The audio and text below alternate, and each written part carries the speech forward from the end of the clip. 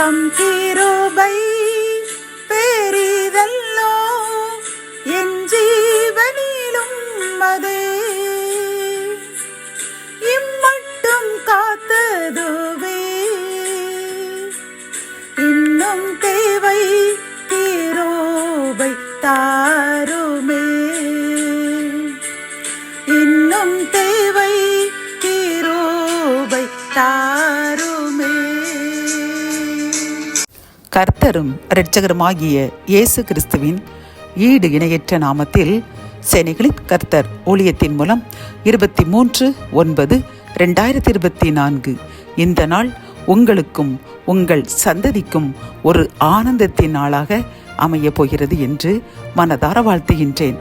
இன்று நாம் அறியவிருக்கும் கிருபையின் வார்த்தைகள் உன்னத பாட்டு 2ஆம் அதிகாரம் 15ஆம் வசனம். திராட்சை தோட்டங்களை கெடுக்கிற குழி நரிகளையும் சிறு நரிகளையும் நமக்கு பிடியுங்கள், நம்முடைய திராட்சை தோட்டங்கள் பூவும் பிஞ்சியுமாயிருக்கிறதே.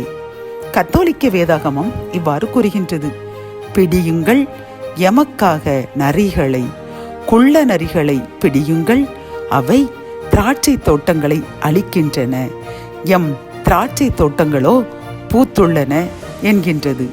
இந்த கிருபையின் வார்த்தைகள் மூலம் கர்த்தர் நமக்கு கூறும் ஆலோசனைகளும் அறிவுரைகளும் என்னவென்றால், திராட்சை தோட்டங்களை போன்ற நமது குடும்பத்திற்கு தேவையற்ற குள்ள நரிகள், சிறுநரிகள் போன்ற உறவுகள், நண்பர்கள் நம் குடும்பத்தில் வந்து ஏதேனும் பிரச்சனைகளை உண்டு பண்ணி நம்முடைய ஆசீர்வாதத்தை கெடுத்து விடுவார்கள்.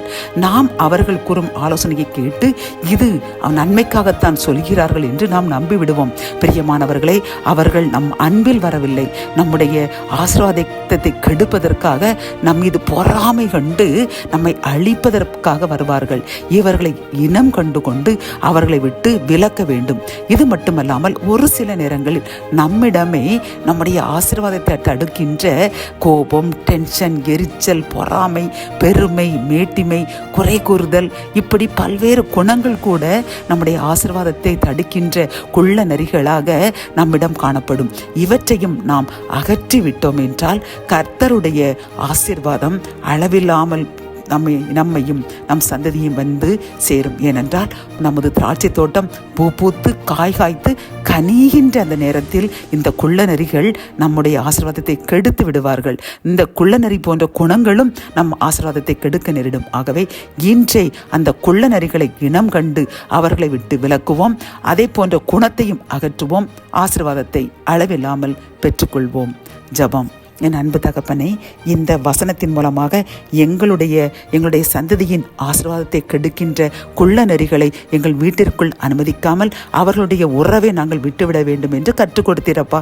இதே போன்று எங்களிடம் காணப்படுகின்ற உமக்கு பிரியமற்ற குணங்களும் கூட ஆசீர்வாதத்தை தடுக்கும் என்று நன்கு கற்றுக் கொடுத்தீர். அதற்காக நன்றி செலுத்துகின்றோம். என்னுடன் சேர்ந்து யாரெல்லாம் தங்களுடைய ஆசீர்வாதத்தை கெடுக்கின்ற அந்த குள்ள நரியான ஆகிய மனிதர்களையும் குள்ள நரி போன்ற குணங்களையும் விட்டு விலகி பரிசுத்தமாகி உமக்கு பிரியமாய் வாழ்வோம் என்று வாக்கு கொடுக்கின்ற எங்களுக்காக ஜெபிக்கிறோம். எங்களுடைய வாக்குத்தத்தத்தை ஏற்றுக்கொள்ளுங்க.